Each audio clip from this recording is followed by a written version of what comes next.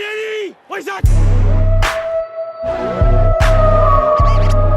Mama's Boy Productions.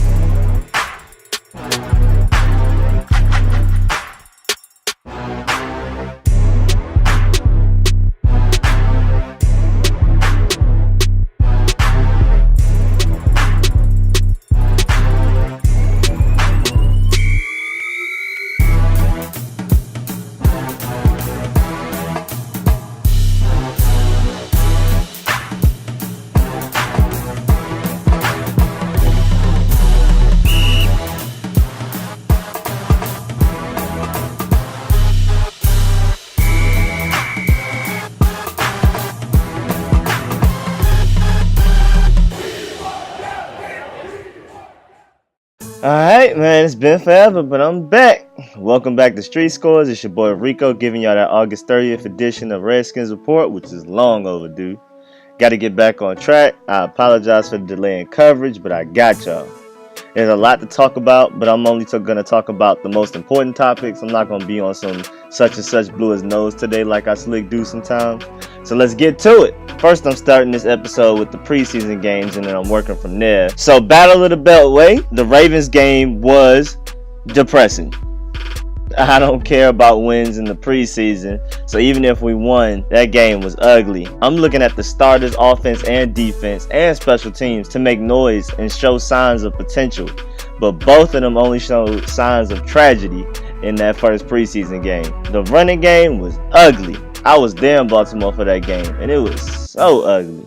I'm chalking it up as rust because both the first team offense and defense began to look better as preseason went on, but I'm going to get into that later. Back to this Ravens game. Even though the first team offense and defense in general looked like they didn't care, there were some notable showouts, such as first round pick Jonathan Allen. He got a sack and made some plays. I'm excited to see him develop into an Aaron Donald, just a little bit more focused on the stopping the run form of Aaron Donald. His fellow Alabama teammate Ryan Anderson was out there making plays too. He's already looking like our best edge setter and our best run defending outside linebacker. I mean, it's crazy. Two rookies out here showing up these veterans, but hey, they got talent. So whoever steps up, steps up. I don't care who it is. Anthony Lanier, Deshazor Everett, and our boy Nico Marley, who recorded a sack, also looked great out there in the first preseason game. They're making this race to the 53-man roster very interesting. Some people who thought their spots were safe need to be a little worried now. And Deshazor Everett is a great replacement for Sewell Cravens until he returns fully healthy. I believe in him as strong safety, as long as it's not free safety. But my boy Everett get it done on strong safety, for real. My boy Zach Brown, ex-Pro Bowler with the Bills last year, was out there showing why he needs to start, even though he did not start this game. But after this performance and showing of athleticism, the Redskins woke up and made him the starter for the remaining preseason games. Also in Zach Brown's news, Philadelphia Eagles tackle Lane Johnson basically said that they are going to beat us week 1. And I don't know who this Lane Johnson is. And Zach Brown replied, there are some new boys in town, and we don't need PEDs to win. But just for you, 53 will be seeing you. And I'm like, hey man, let them know. We ain't playing with these boys, Lane Johnson. We don't care about you. But all in all, I saw potential in our younger players. But I left the stadium like, can I at least get refunded some gas money? That game was something. But moving on. Against the Packers, our first team offense started off slow again, but we got a touchdown right before the end of the half, even though it took us going for it on 4th down to get it. Jamison Crowder was open in the front of the end zone, and Kirk Cousins threw a nice little zip pass to him before the defense could react. So our 2-minute drill looked pretty good, but the regular starting offense still looked a little sketchy. But a notable player from the offense was Niles Paul, who is showing why he deserves to be on this roster. And he is one of the very few non-starters that I believe is a lock to make this team. He blocks way better than Jordan Reed and Vernon Davis, but he can also go out there and run routes and make some plays on the receiving end. He got a touchdown from Colt McCoy on a fade route and made a difficult adjustment to spin his entire body into an entirely different direction from which he was running in the first place. But his secret weapon is that he can even play fullback at a high level.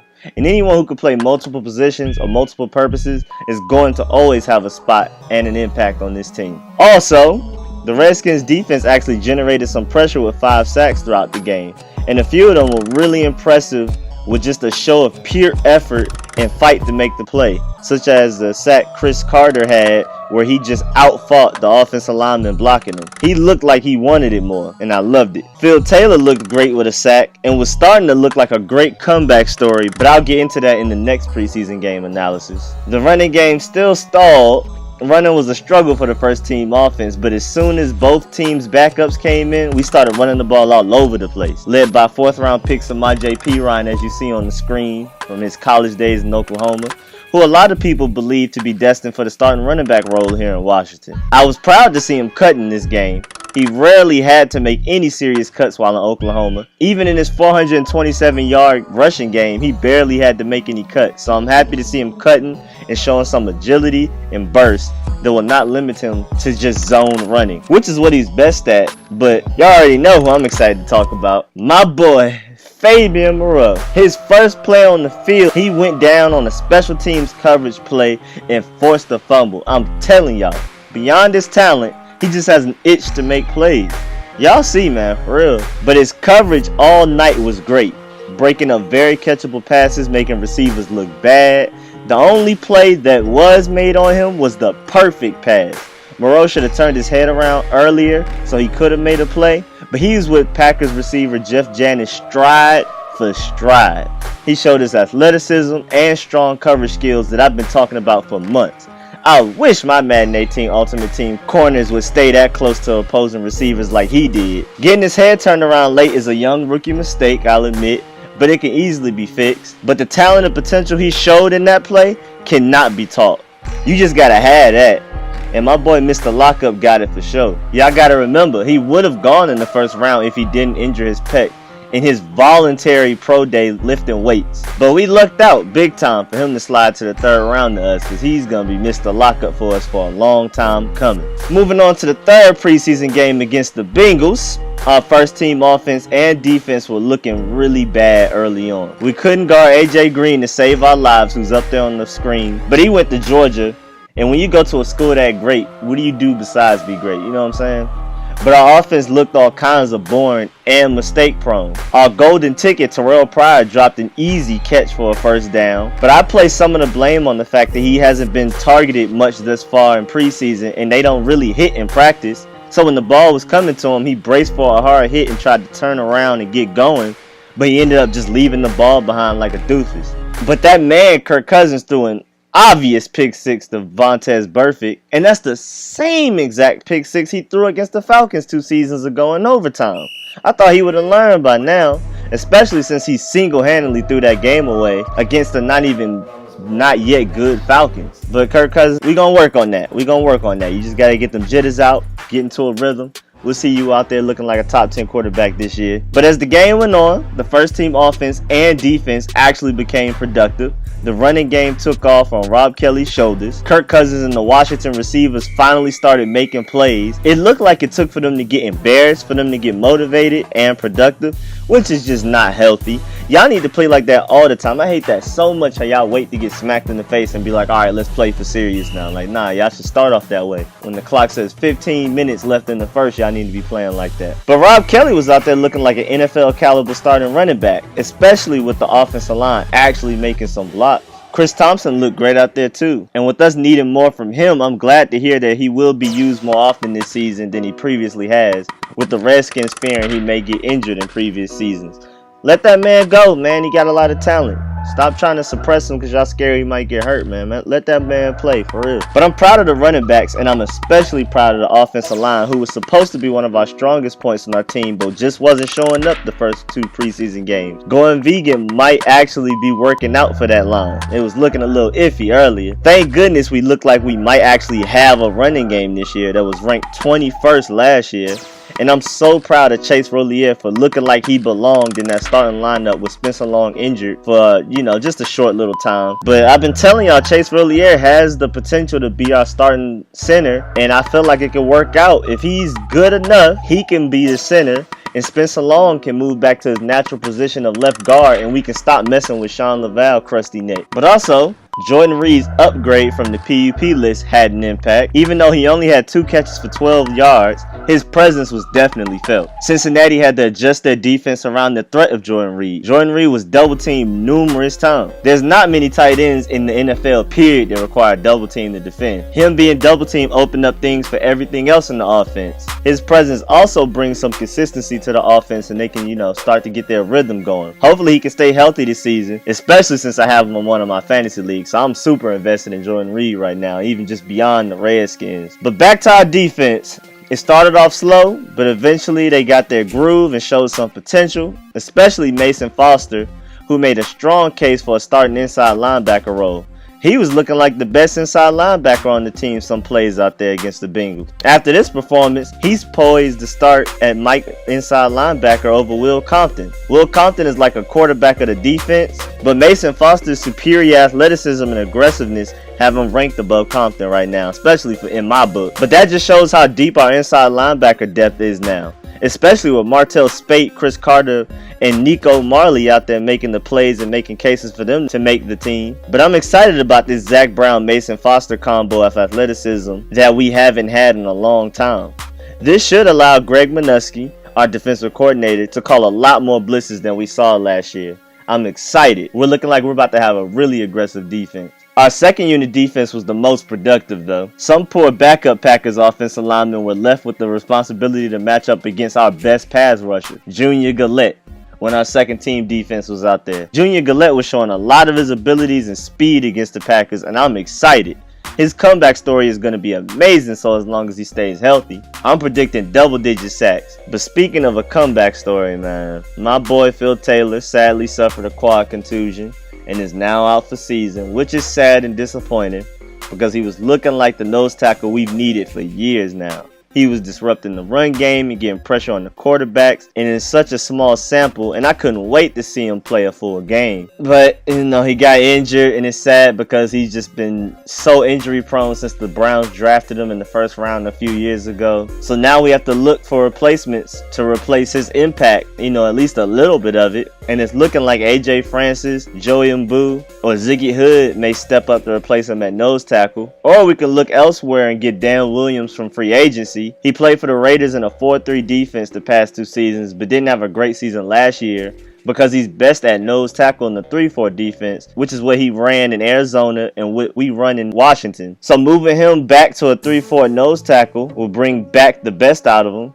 which is his run stopping. So I say, hey, bring him in before tomorrow. Let him get some preseason action and see if he still got it. But enough of the past, let's look at the future. The Redskins rookies are showing a lot of potential. We already know about Jonathan Allen, Ryan Anderson, Fabian Moreau, and Samaje Perine, but these later picks out here producing too. 4th rounder Montae Nicholson and 7th rounder Joshua Hosley were out there making some plays, and Joshua Hosley has some pass breakups and a sack against the Bengals. Break it down to a 53-man roster is looking tougher and tougher to accomplish. These other people out here making plays, man. These people who are higher up on the depth chart need to be watching out. But beyond just the rookies, our second unit defense looked great, period. Our inside linebackers that I mentioned earlier look great. Our defensive backs look great. Rookie safety Fish Smithson returned a nice interception, 60 yards from the red zone, which is, almost guaranteed points. And I love seeing red zone turnovers for our defense. But I'm annoyed with all this corny headlines I've been seeing about this interception. Fish Smithson swimming under the radar, or Fish Smithson fishes in another interception, and all kinds of filth like that. I mean, it's terrible. But looking forward to this 4th preseason game against the Bucks. Most starters on both sides of the ball will more than likely not even play a snap. But I'm excited to see these second and third team players and rookies go at it and play for their last chance to make the 53-man roster. There's going to be a lot of passion and risk taking, and I'm excited to see who has the guts, toughness, and talent to make an impact and make the roster. Also, Josh Doctson, returning from injury, may play a little, and I want to see what he can do. He hasn't done anything in preseason yet. The only good news we hear about him is from practices And practices are completely different from the real games, or at least how practices used to be many years ago before NFL coaches were so worried about their players getting injured. I want to see some progress from the 2015 first round pick. But now leaving preseason action, we're going to start with something light. Headlining the players that Redskins are shopping to trade away are, of course, Matt Jones, but we knew that months ago. But the most recent notable one is Derek Carrier. Derek is a solid tight end, but with tight ends being one of our strongest points on our team, he's fourth, maybe even fifth on the depth chart at tight end. While he can easily go and be the number 2 tight end on a lot of other teams' depth chart, I'm hoping we can trade him and or Matt Jones for at least a dependable nose tackle and or guard. But I'm looking forward to seeing and analyzing this 53-man roster that is due on Saturday. There's going to be a lot of answers and questions after Saturday, and I hope the Redskins make the right decisions. Now getting into deeper topics, NFL. Take a seat, NFL. Take a seat. I need to talk to y'all. Why exactly can't Josh Norman do his bow and arrow celebration? Y'all say it promotes violence, huh? Well, how do you explain this? Y'all allow the Buccaneers Stadium to shoot realistic looking cannons to fit the theme of their pirate little thing they got going on, whatever. And y'all also allow the Patriots to have folks out here dressed like Patriot Minutemen and shoot realistic looking guns that actually spark. But that's not promoting violence? But Josh Norman shooting an arrow, not even a prop arrow that you can even see, is promoting violence? NFL, hold this fat L for being the biggest hypocrites. Y'all the only league having all of these problems. The NBA and MLB does not have anywhere near the amount of problems y'all have, and it's y'all fault. Y'all just ignorant and have too much power. Y'all fool as hell for real, man. Let Josh Norman do what he gotta do, man. This is like the biggest hypocrisy look. Moving on. A Maryland private school, Green Acres School, is working towards banning any Washington football gear and clothing from their school. The head of the school, Neil Brown, stated that the logo and name is racist and it is used to insult a group of people. Or at the very best, the logo and name perpetuates an ethnic stereotype and promotes cultural misunderstanding. And that's very interesting, and I'm interested in watching this develop to see if more schools follow suit and not allow any Redskins apparel to come in, especially being a Maryland, DC, or Virginia school. That's where it gets super interesting. And lastly, Redskins held their 56th annual luncheon. Kirk Cousins was awarded Offensive Player of the Year.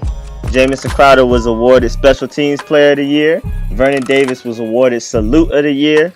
And Ryan Kerrigan was awarded Defensive Player of the Year. But y'all could have already guessed those. That's it. That's easy. That's light work. And that's it for this 30th edition of Redskins Report. Hope y'all enjoyed yourselves. I'm excited to see these rookies play their hearts out tomorrow on Thursday. And I'm excited to see this 53-man roster the Redskins put together. But anyway, make sure y'all Dolemite fake punch that like button, favorite, subscribe. I'll subscribe back. And most importantly, comment and share. Liking is also important because it puts me in other people's suggestions on the right side. All the videos on the right side of the screen, y'all see them? That's where I pop up when y'all like my videos. But again, thank y'all for the support. I'll catch y'all later. I'm about to start working on some NFL videos because the only people who watch my videos who care about Redskins, unless they're a spy for the other team or something stupid. So I'm going to start doing NFL videos because I care about the whole entire NFL. I pay attention to all the NFL news, so I'm like, why not cover it? And now also increase my fan base and my audience. So I'm going to start doing NFL videos too, so I'll be back on one of those soon. I'm out.